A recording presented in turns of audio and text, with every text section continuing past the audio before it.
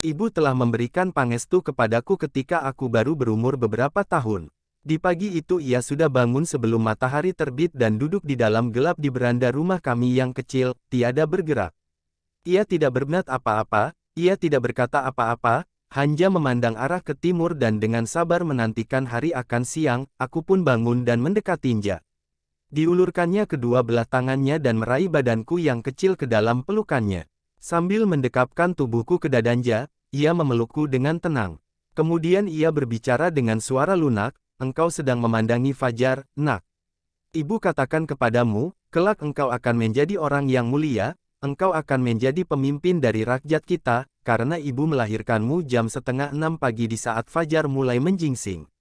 Kita orang Jawa mempunyai suatu kepercayaan, bahwa orang yang dilahirkan di saat matahari terbit, nasibnya telah ditakdirkan terlebih dulu. Jangan lupakan itu, jangan sekali-kali kau lupakan, nak, bahwa engkau ini putera dari Sang Fajar. Bersamaan dengan kelahiranku menjingsinglah fajar dari suatu hari yang baru dan menjingsing pula lah fajar dari satu abad yang baru. Karena aku dilahirkan di tahun 1901, bagi bangsa Indonesia abad ke-19 merupakan zaman yang gelap. Sedangkan zaman sekarang baginja adalah zaman yang terang benderang dalam menaiknya pasang revolusi kemanusiaan. Abad ini adalah suatu zaman di mana bangsa-bangsa baru dan merdeka di benua Asia dan Afrika mulai berkembang dan berkembangnya negara-negara sosialis yang meliputi 1.000 juta manusia. Abad ini pun dinamakan abad atom, dan abad ruang angkasa. Dan mereka yang dilahirkan dalam abad revolusi kemanusiaan ini terikat oleh suatu kewajiban untuk menjalankan tugas-tugas kepahlawanan. Hari lahirku ditandai oleh angka serba 6. Tanggal 6 bulan 6, adalah menjadi nasibku yang paling baik untuk dilahirkan dengan bintang Gemini, lambang kekembaran. Dan memang itulah aku sesungguhnya. Dua sifat yang berlawanan. Aku bisa lunak dan aku bisa cerewet. Aku bisa keras laksana baja dan aku bisa lembut berirama. Pembawaanku adalah paduan daripada pikiran sehat dan getaran perasaan. Aku seorang yang suka memaafkan, akan tetapi aku pun seorang yang keras kepala. Aku menjebloskan musuh-musuh negara ke belakang jerajak besi, namun demikian aku tidak sampai hati membiarkan burung terkurung di dalam sangkar. Pada suatu kali di Sumatera aku diberi seekor monjet. Binatang itu diikat dengan rantai. Aku tidak dapat membiarkannya. Dia kulepaskan ke dalam hutan. Ketika Irian Barat kembali ke pangkuan kami, aku diberi hadiah seekor kanguru. Binatang itu dikurung. Kuminta supaya dia dibawa kembali ke tempatnya dan dikembalikan kemerdekaannya. Aku menjatuhkan hukuman mati, namun aku tak pernah mengangkat tangan untuk memukul mati seekor jamuk. Sebaliknya aku berbisik kepada binatang itu, "Hajo, jamuk, pergilah, jangan kau gigit aku." Sebagai panglirna tertinggi aku mengeluarkan perintah untuk membunuh. Karena aku terdiri dari dua belahan, aku dapat memperlihatkan segala rupa, aku dapat mengerti segala pihak, aku memimpin semua orang. Boleh jadi miset jarak kebetulan bersamaan. Boleh jadi juga pertanda lain. Akan tetapi kedua belahan dari watakku itu menjadikan aku seseorang yang merangkul semuanya. Masih ada pertanda lain ketika aku dilahirkan. Gunung Kelut, yang tidak jauh letaknya dari tempat kami, meletus. Orang yang percaya kepada Tahjul meramalkan, ini adalah penjambutan terhadap Baji Soekarno. Sebaliknya orang Bali mempunyai kepercayaan lain, kalau Gunung Agung meletus ini berarti bahwa rakyat telah melakukan maksiat. Jadi, orang pun dapat mengatakan bahwa Gunung Kelut sebenarnya tidak menjambut Baji Soekarno. Gunung Kelut malah menjatakan kemarahannya, karena anak yang begitu jahat lahir ke muka bumi ini, berlainan dengan pertanda-pertanda yang mengiringi kelahiranku itu, maka kelahiran itu sendiri sangatlah menjadikan. Bapak tidak mampu memanggil dukun untuk menolong anak yang akan lahir. Keadaan kami terlalu ketiadaan. Satu-satunya orang yang menghadapi ibu ialah seorang kawan dari keluarga kami, seorang kakek yang sudah terlalu amat tua. Dialah, dan tak ada orang lain selain dari orang tua itu, yang menjambutku menginjak dunia ini. Di Bogor ada sebuah plaket timbul yang terbuat dari batu pualam putih lagi bersih, yang melukiskan kelahiran Hercules. Ia tergantung di ruang gang yang menuju ke ruangan resepsi negara. Plaket ini memperlihatkan Baji Hercules dalam pangkuan ibunja dikelilingi oleh 14 orang wanita-wanita cantik, semua dalam keadaan telanjang. Cobalah bayangkan, betapa bahagianya untuk dilahirkan di tengah-tengah 14 orang wanita cantik seperti ini. Akan tetapi Soekarno tidak sama beruntungnya dengan Hercules. Pada waktu aku dilahirkan, tak seorang pun yang akan mengambilku ke dalam pangkuannya, kecuali seorang kakek yang sudah terlalu amat tua. Lalu 50 tahun kemudian, ini bukanlah lelucon sebagai bahan tertawaan. Di tahun 1949 Republik kami yang masih muda menginjak tahun keempat dari revolusi kami melawan Belanda. Suatu perjuangan yang hebat dengan menggunakan berbagai muslihat. Pihak sana di negeri Belanda benci kepadaku habis-habisan seperti mereka habis-habisan membenci neraka. Mereka menentangku melalui radio, dan mereka menentangku melalui pers. Sebuah majalah membuat suatu pengakuan dengan menjatakan bahwa Soekarno adalah seorang yang bersemangat, dinamis dan berlainan sama sekali dengan orang Jawa yang lamban dan lambat berpikir. Soekarno dapat berbicara dalam 7 bahasa dengan lancar. Kita hendaknya bisa melihat kenyataan dan kenyataan adalah, bahwa Soekarno sesungguhnya seorang pemimpin. Dalam tulisan ini diuraikan segala sifat dan tanda yang baik mengenai diriku. Dengan segera aku menjadari maksud tujuannya. Tulisan itu akhirnya menyimpulkan, pembaca yang budiman, tahukah pembaca mengapa Soekarno memiliki sifat-sifat yang luar biasa itu? Karena Soekarno bukanlah orang Indonesia asli.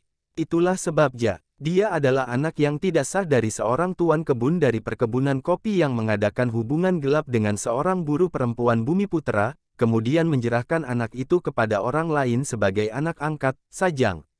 Satu-satunya saksi untuk bersumpah kepada bapakku yang sesungguhnya dan untuk menjadi saksi bahwa aku dilahirkan oleh ibuku yang sebenarnya bukan oleh pekerja di perkebunan kopi sudah sejak lama melalui generasi demi generasi darah Indonesia sudah bercampur dengan orang India, Arab, Polinesia asli dan sudah barang tentu dengan orang Tionghoa. Pada dasarnya kami adalah suku bangsa rumpun Meyaju. Dari kata asal timbul kata-kata Manila, Madagaskar, Malaja, Madura, Maori, Himalaya. Nenek moyang kami berpindah-pindah di sepanjang daerah Asia, menetap di 3.000 pulau yang kemudian menjadi orang Bali, Jawa, Aceh, Ambon, Sumatera dan seterusnya. Aku adalah anak dari seorang ibu kelahiran Bali dari kasta Brahmana. Ibuku, Idaju, asalnya dari keturunan bangsawan. Raja Singaraja yang terakhir adalah paman ibu. Bapakku berasal dari Jawa. Nama lengkapnya Raden Sukemi Sosrodiharjo. Dan bapak berasal gelombang dari keturunan Sultan Kediri. Lagi-lagi, merupakan suatu kebetulan ataupun suatu takdir padaku bahwa aku dilahirkan dalam lingkungan kelas yang berkuasa. Namun betapapun asal kelahiranku ataupun nasibku, pengabdianku untuk kemerdekaan rakyatku bukanlah suatu keputusan yang tiba-tiba.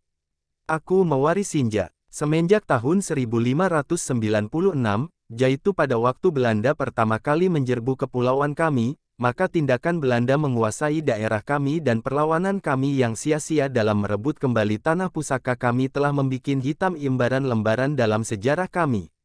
Kakek dan mojangku dari pihak ibu adalah pejuang-pejuang kemerdekaan yang gagah. Mojangku gugur dalam Perang Puputan, suatu daerah di pantai utara Bali di tempat mana terletak Kerajaan Singaraja dan di mana telah berkobar pertempuran sengit dan bersejarah melawan penjajah. Ketika mojangku menjadari bahwa semuanya telah hilang dan tentaranya tidak dapat menaklukkan lawan, maka ia dengan sisa orang Bali yang bercita-cita mengenakan pakaian serba putih, dari kepala sampai ke kaki. Mereka menaiki kudanya, masing-masing menghunus keris, lalu menyerbu musuh. Mereka dihancurkan. Raja Singaraja yang terakhir sejarah licik dikeluarkan oleh Belanda dan kerajaannya. Kekayaannya, tempat tinggal, tanah dan semua miliknya dirampas. Mereka mengundangnya ke sebuah kapal perang untuk berunding. Begitu sampai di atas kapal, Belanda menahannya secara paksa, lalu berlajar dan menjebloskannya ke tempat pembuangan. Setelah Belanda menduduki istananya dan merampas miliknya, keluarga ibu jatuh melarat. Karena itu kebencian ibu terhadap Belanda tak habis-habisnya dan ini disampaikannya kepadaku, di tahun 1946, ketika itu umur ibu sudah lebih dari 70 tahun, Republik kami yang masih muda terlibat dalam pertempuran-pertempuran jarak dekat dengan musuh. Dalam suatu pertempuran, pasukan kami berkumpul di pekarangan belakang rumah ibu di Blitar. Kisah ini kemudian diceritakan oleh pejuang gerilya kepadaku, di tempat ini keadaan gerakan kami tenang sekali. Kami semua tiarap menunggu. Rupanya ibu tidak mendengar apa-apa dari pihak kita. Tidak ada tembakan, tidak ada teriakan. Dengan mata yang berenjala-jala beliau keluar mendatangi kami, kenapa tidak ada tembakan? Kenapa tidak bertempur? Apa kamu semua penakut? Kenapa kamu tidak keluar menembak Belanda Hajo, terus, semua kamu, keluar dan bunuh Belanda-Belanda itu? Pihak bapak pun adalah patriot-patriot ulung. Nenek dari nenek bapak kedudukannya di bawah seorang puteri, namun dia seorang pejuang puteri di samping pahlawan besar kami, Diponegoro. Dengan menaiki kuda dia mendampingi Diponegoro sampai menemui ajalnya dalam Perang Jawa yang besar itu, yang berkobar dari tahun 1825 sampai tahun 1830, sebagai kanak-kanak aku tidak mendapat cerita-cerita seperti di televisi atau cerita Wild West yang dibumbui. Ibu selalu menceritakan kisah-kisah kebangsaan dan kepahlawanan. Kalau ibu sudah mulai bercerita, aku lalu duduk dekat kakinja dan dengan haus meneguk kisah-kisah yang menarik tentang pejuang-pejuang kemerdekaan dalam keluarga kami. Ibu pun menceritakan tentang bagaimana bapak merebutnya. Semasa mudanya ibu menjadi seorang gadis pura yang pekerjaannya membersihkan rumah ibadat itu setiap pagi dan petang. Bapak bekerja sebagai guru sekolah rendah gubernemen di Singaraja dan setelah selesai sekolah sering datang ke lubuk di Mukapura tempat ibu bekerja untuk menikmati ketenangannya. Pada suatu hari ia melihat ibu.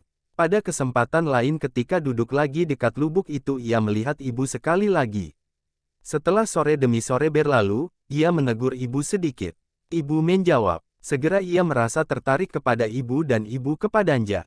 Seperti biasanya menurut adat, bapak mendatangi orang tua ibu untuk meminta ibu sejarah beradat. Bolehkah saja meminta anak ibu bapak? Orang tua ibu lalu menjawab, tidak bisa. Engkau berasal dari Jawa dan engkau beragama Islam. Tidak, sekali-kali tidak. Kami akan kehilangan anak kami. Seperti halnya dengan keadaan sebelum Perang Dunia Kedua, perempuan Bali tidak ada yang mengawini orang luar. Yang kumaksud bukan orang luar dari negara lain, akan tetapi orang luar dari pulau lain. Waktu itu tidak ada perkawinan campuran antara satu suku dengan suku lain sama sekali. Kalaupun terjadi bencana semacam ini, maka pengantin baru itu diasingkan dari rumah orang tuanya sendiri. Suatu keistimewaan dari Soekarno, ia dapat menjatuhkan rakyatnya.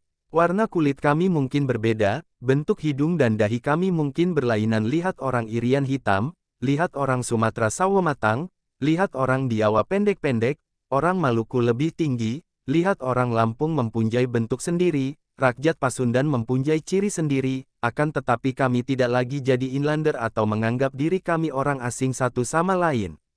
Sekarang kami sudah menjadi orang Indonesia dan kami satu. Semboyan negeri kami Bhinneka Tunggal Ika, berbeda-beda tapi satu jua. Kembali kepada kisah bapakku, betapa sukanya situasi ketika ia hendak mengawini ibu. Terutama karena ia resminja seorang Islam, sekalipun ia menjalankan teosofi. Untuk kawin sejarah Islam, maka ibu harus menganut agama Islam terlebih dulu. Satu-satunya jalan bagi mereka ialah kawin lari. Kawin lari menurut kebiasaan di Bali harus mengikuti tata cara tertentu. Kedua merpati itu bermalam di malam perkawinannya di rumah salah seorang kawan. Sementara itu dikirimkan utusan ke rumah orang tua si gadis untuk memberitahukan bahwa anak mereka sudah menjalankan perkawinannya. Ibu dan bapakku mencari perlindungan di rumah kepala polisi yang menjadi kawan bapak. Keluarga ibu datang menjemputnya, akan tetapi kepala polisi itu tidak mau melepaskan. Tidak, dia berada dalam perlindungan saja, katanya. Bukanlah kebiasaan kami untuk menghadapkan pengantin ke muka pengadilan, sekalipun orang tua tidak setuju. Akan tetapi kejadian ini adalah keadaan yang luar biasa ketika itu. Bapak seorang Islam teosof dan ibu seorang Bali Hindu-Buddha. Pada waktu perkara itu diadili, ibu ditanya, apakah laki-laki ini memaksamu, bertentangan dengan kemauanmu sendiri? Dan ibu menjawab, tidak, saja mencintainya dan melarikan diri atas kemauan saja sendiri, tiada pilihan lain bagi mereka, kecuali mengizinkan perkawinan itu. Sekalipun demikian pengadilan mendenda ibu 25 ringgit, yang nilainya sama dengan $25. Ibu mewarisi beberapa perhiasan emas dan untuk membayar denda itu ibu menjual perhiasannya, karena bapak merasa tidak disukai orang di Bali, ia kemudian mengajukan permohonan kepada Departemen Pengajaran untuk dipindahkan ke Jawa. Bapak dikirim ke Surabaya dan di sanalah putra Sang Fajar dilahirkan.